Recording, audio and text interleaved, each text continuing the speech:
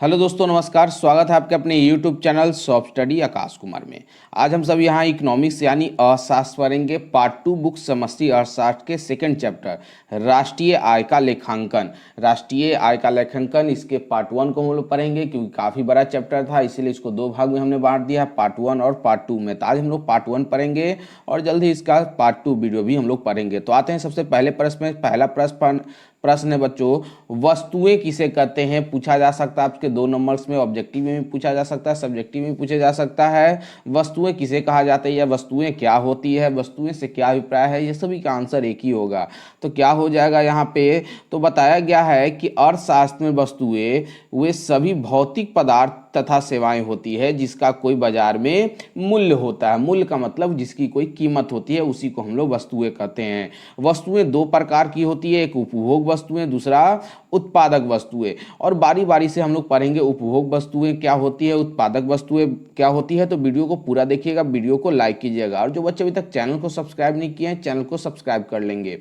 तो आते हैं सबसे पहले उपभोग वस्तुएं क्या होती है। तो उपभोग वस्तुएं वे वस्तुएं हैं जो उपभोक्ता द्वारा अंतिम उपभोग के लिए, अंतिम उपभोग याद रखिएगा, अंतिम उपभोग के लिए खरीदी और उपभोग की जाती है। यानी उसके अंतिम, अंतिम का मतलब हो गया लास्ट, यानी उसके बाद कोई दूसरा इस्तेमाल उसका नहीं हो सकता, दूसरे रूप में इस्तेमाल नहीं हो सकता है। वैसी वस्तुएं उपभोग वस्तुएं कहलाती है। उन्हें आगे किसी उत्पादन क्रिया में प्रयोग नहीं किया जा सकता। इस तरह की वस्तुएं उपभोग वस्तुएं कहलाती है। उपभोग वस्तुएं बच्चों 2 तरह की होती हैं, एक होता है टिकाऊ, एक होता है गैर टिकाऊ। तो याद रखिएगा टिकाऊ क्या होगा और गैर टिकाऊ वस्तुएं क्या होगी, बारी बारी से सभी को जानते हैं। तो सबसे पहले आते हैं टिकाऊ वस्तुएं क्या होती है। तो अधिक लंबे समय तक स्थिर बनी रहने वाली वस्तुएं टिकाऊ वस्तुएं, यानी जो लंबे समय तक वस्तुएं चले उसी को हम लोग बोलते हैं टिकाऊ वस्तुएं कहा जाता है। वस्तुओं की आयु इसमें क्या होती है, लंबी होती है, तथा इसमें टूट फूट, मरम्मत तथा पुनर्नवीकरण की आवश्यकता भी होती है। यानी वैसी वस्तुएं जिसको हम लोग पुनः क्या कर सकते हैं, नवीकरण कर सकते हैं, मरम्मत कर सकते हैं, उस तरह की वस्तुओं को हम लोग बोलते हैं टिकाऊ वस्तुएं। जैसे ये एग्जाम्पल में दिया गया है, टेलीविजन, कार, स्कूटर, बाइक, ये सब क्या है, ये सब टिकाऊ वस्तुएं। इसका इस्तेमाल हम लोग लंबे समय तक करते हैं, और साथ ही साथ जब ये टूट फूट जाता है तो इसका हम लोग मरम्मत भी करते हैं। तो काफ़ी इंपॉर्टेंट प्रश्न था। इस तरह के प्रश्न आपके इस चैप्टर से प्रश्न आपके एग्जाम में पूछे गए हैं, तो याद रखिए बच्चों। और नेक्स्ट सीरीज में हम लोग यहाँ पे ऑब्जेक्टिव भी करने की कोशिश करेंगे। प्रीवियस ईयर के जितने भी क्वेश्चन है उसको भी हम लोग सॉल्व करते चलेंगे, ताकि सारे कॉन्सेप्ट आपका क्लियर होते चले। आते हैं सेकेंड पार्ट पे, सेकेंड नंबर पे, गैर टिकाऊ वस्तुएं क्या है। वे वस्तुएं जिसका जीवन काल छोटा होता है, यानी कम समय के लिए होता है। वे उपभोक्ताओं की आवश्यकताओं को अल्पकाल के लिए पूरा करती है या संतुष्ट करता है। याद रखिएगा, अल्पकाल यानी कम समय के लिए, छोटे समय के लिए, उस तरह की वस्तुएं गैर टिकाऊ वस्तुएं कहलाती है। जैसे स्टेशनरी वस्तुएं हो गए, खाद्य सामग्री हो गए, साबुन हो गया, पेस्ट हो गया, ये सब क्या है, ये सब आवश्यकताएं वस्तुएं तो है, लेकिन कैसी वस्तुएं हैं, इसका काल क्या होता है, इसका समय क्या है, इसको हम लोग कम समय के लिए इस्तेमाल करते हैं। तो ये इस तरह के वस्तुएं क्या हो जाती है, गैर टिकाऊ वस्तुएं हो जाती है। आते हैं उत्पादक वस्तुएं किसे कहते हैं। यह वे वस्तुएं हैं जो एक फर्म के द्वारा उपभोक्ता वस्तुएं उत्पादित करने के लिए प्रयोग की जाती है। याद रखिएगा, फर्म द्वारा उपभोक्ता वस्तुएं, याद रखिए, उपभोक्ता वस्तुएं उत्पादित करने के लिए, उपभोक्ता जो होते हैं वस्तुएं उत्पादित करने के लिए प्रयोग करते हैं। इस तरह के हम लोग बोलते हैं उत्पादक वस्तुएं, यानी जिसका इस्तेमाल हम लोग वस्तु के उत्पादन के लिए कर सकते हैं, उस तरह के वस्तुओं को हम लोग बोलते हैं उत्पादक वस्तुएं। उत्पादक वस्तुएं मानवीय आवश्यकताओं को अप्रत्यक्ष रूप से संतुष्ट करने में सहायता होती है। तो आपको, आई होप आपको समझ में आ गया होगा, टिकाऊ, गैर टिकाऊ, उत्पादक, उपभोग। अब आते हैं उत्पादक वस्तुएं भी होती है, ये 2 तरह की होती है। कौन कौन होती है बच्चों? तो मध्यवर्ती होती है एक, और एक होता है पूंजीगत वस्तुएं। आते हैं सबसे पहले मध्यवर्ती वस्तुएं पे। तो मध्यवर्ती वस्तुएं अर्धनिर्मित, यानी अर्ध का मतलब क्या, आधा निर्मित, अर्धनिर्मित वस्तुओं को मध्यवर्ती वस्तुएं कहा जाता है। एक फर्म का ऐसा उत्पाद जिसका अंतिम उपभोग न होकर के किसी दूसरी उत्पादन प्रक्रिया में कच्चे माल के रूप में प्रयोग है, उस तरह की वस्तुएं को हम लोग मध्यवर्ती, मतलब कि उसका उपयोग तो हो रहा है लेकिन कहा गया है कि उससे हम लोग दूसरे चीज के उत्पादन में उसका इस्तेमाल हम लोग कर सकते हैं, उस तरह की वस्तुएं को हम लोग बोल सकते हैं मध्यवर्ती वस्तुएं बोल सकते हैं। आते हैं पूंजीगत वस्तुएं क्या होती है। तो पूंजीगत वस्तुएं ये अंतिम वस्तुएं हैं। याद रखिएगा पूंजीगत वस्तुएं जो होती है वो अंतिम वस्तुएं होती हैं, जो हम लोग पढ़ेंगे आगे चल के कि अंतिम वस्तुएं क्या होती है। अंतिम वस्तुएं क्या होती है इसको भी हम लोग जानने की कोशिश करेंगे। तो वे अंतिम वस्तुएं हैं जो उत्पादन में सहायता तथा आय का सृजन के लिए प्रयोग किया जाता है, जिसका इस्तेमाल हम लोग आय के लिए करते हैं। उत्पादन प्रक्रिया में ये पूरी तरह से क्या हो जाती है, समाप्त नहीं होती है। जैसे सिलाई मशीन किस तरह से पूंजीगत वस्तुएं है। तो सिलाई मशीन हम लोग घर पे खरीद के लाते हैं, किस लिए, रखने के लिए। तो उसका बिजनेस के पर्पस पे हम लोग उसका इस्तेमाल करते हैं, आय कमाने के लिए हम लोग करते हैं, इसलिए जो सिलाई मशीन हो जाएगी वो पूंजीगत वस्तुएं हो जाएगी। अभी बताया था ऊपर में कि हम लोग अंतिम वस्तुओं को भी पढ़ेंगे। तो अंतिम वस्तुएं क्या होती है, तो कहा गया कि वस्तुओं की ऐसी प्रकार जिसका अंतिम उपभोग उपभोक्ता के द्वारा होता है। जिसका अंतिम उपभोग किसके द्वारा होगा, उपभोक्ता के द्वारा, अर्थात जिन्हें पुनः उत्पादन प्रक्रम में किसी भी चरण से गुजरना नहीं होगा, यानी दोबारा उसे पुनः चक्र नहीं किया जा सकता है, जिन्हें पुनः परिवर्तन नहीं होता है, उस तरह की वस्तुएं को हम लोग बोलते हैं अंतिम वस्तुएं बोलते हैं। बच्चों याद रखिएगा। तो आपको समझ में आ रहा होगा अंतिम वस्तुएं किसे कहते हैं, टिकाऊ, गैर टिकाऊ, उत्पादन, उपभोग, इस तरह के सारे प्रश्न आपके एग्जाम में इस तरह से प्रश्न पूछे जाते हैं। सब्जेक्टिव में, ऑब्जेक्टिव में भी यहाँ से प्रश्न पूछे जाते हैं। तो काफ़ी इंपॉर्टेंट वीडियो है, वीडियो को पूरा देखिएगा और लाइक शेयर करना जरूर ना भूलिएगा, और साथ ही साथ कमेंट करना भी नहीं भूलिएगा। बच्चों कमेंट जरूर कीजिएगा। और माफ़ी चाहता हूँ लेट से वीडियो डालने के लिए, कुछ काम की वजह से हमने वीडियो को लेट से डाला, लेकिन इसकी गारंटी मैं देता हूँ कि आपकी इकोनॉमिक्स जो चैप्टर है, इकोनॉमिक्स जो बुक है, वो समय से पहले समाप्त हो जाएगी और हम लोग टेस्ट भी लगा लेंगे जल्दी जल्द।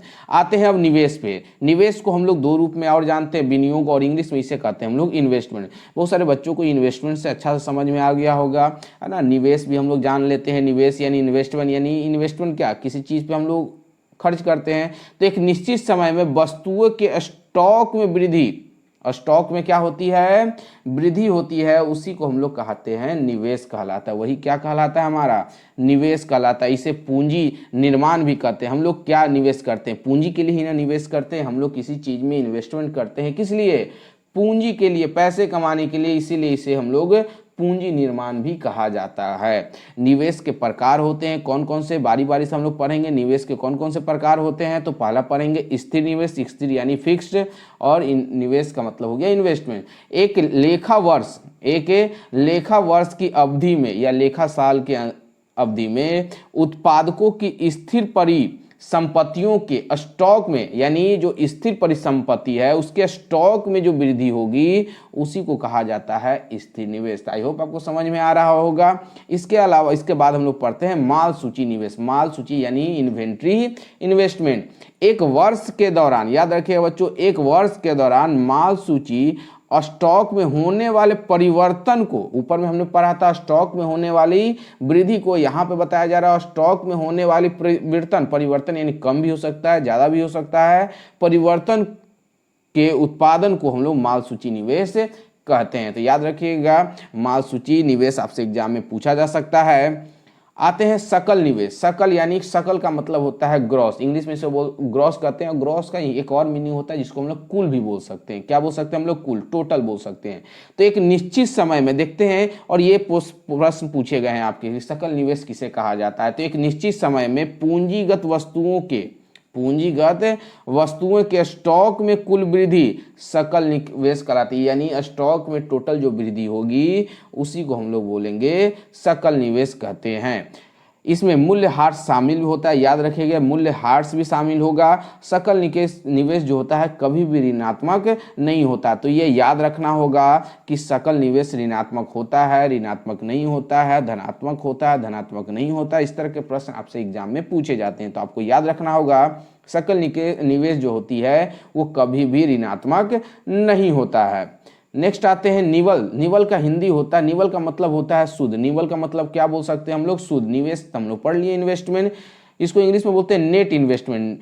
तो एक अर्थव्यवस्था में एक निश्चित समयावधि में पूंजीगत वस्तुओं के स्टॉक में शुद्ध वृद्धि, ऊपर में हम लोग कुल वृद्धि, यहाँ पे शुद्ध वृद्धि निवल निवेश कहलाती है। शुद्ध वृद्धि को ही हम लोग क्या बोलेंगे, स्टॉक में जो शुद्ध वृद्धि होगी यानी ग्रॉस या नेट, ग्रॉस नहीं, नेट जो वृद्धि होगी उसी को हम लोग कहेंगे निवल यानी नेट इन्वेस्टमेंट हम लोग कहेंगे।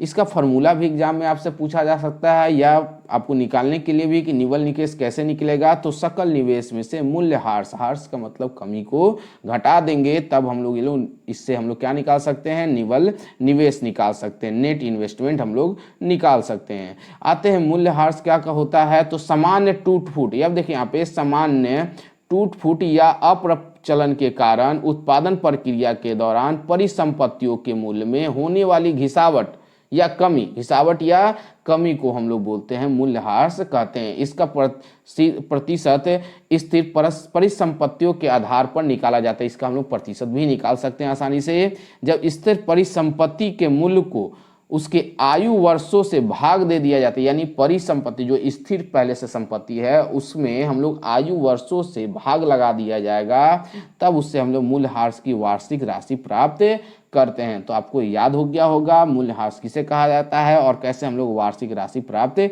कर सकते हैं। वीडियो को अगर आप बच्चे नोट्स अगर कॉपी रखे होंगे तो ज़रूर वीडियो को पॉज करके क्या कीजिएगा, आप जो चीज़ मैं बता रहा हूँ उसको अपने कॉपी में नोट कर लीजिएगा। नोट करने से होगा कि आपको बार बार उसको रिवाइज करने में मदद मिलेगी और जिससे आपका कॉन्सेप्ट क्या हो जाएगा, क्लियर हो जाएगा। तो कॉपी और पेन जरूर लेके अपने पास रखिए कि जितने भी वीडियो आते हैं सारे को कोशिश कीजिएगा लिख कर याद करने, क्योंकि याद रखिएगा लिख कर याद करने से क्वेश्चंस जो होता है वो समझ में भी आता है क्वेश्चन क्या पूछा जा रहा है। इसके बाद हम लोग आते हैं हस्तांतरण भुगतान। जानते हैं बच्चों हस्तांतरण भुगतान किसे कहते हैं? यह एक पक्ष यानी एक पक्ष के द्वारा भुगतान होते हैं, यानी एक के द्वारा भुगतान किया जाता है दूसरों को, जिसके बदले में उसे कुछ नहीं मिलता। मान लो सरकार हमें कुछ पैसे देती है लेकिन उसके एवज में हम कुछ उन्हें नहीं देते हैं। जैसे कि किस तरह के पैसे, तो जैसे वृद्धा पेंशन हो गया, छात्रवृत्ति हो गया, महंगाई भत्ता हो गया।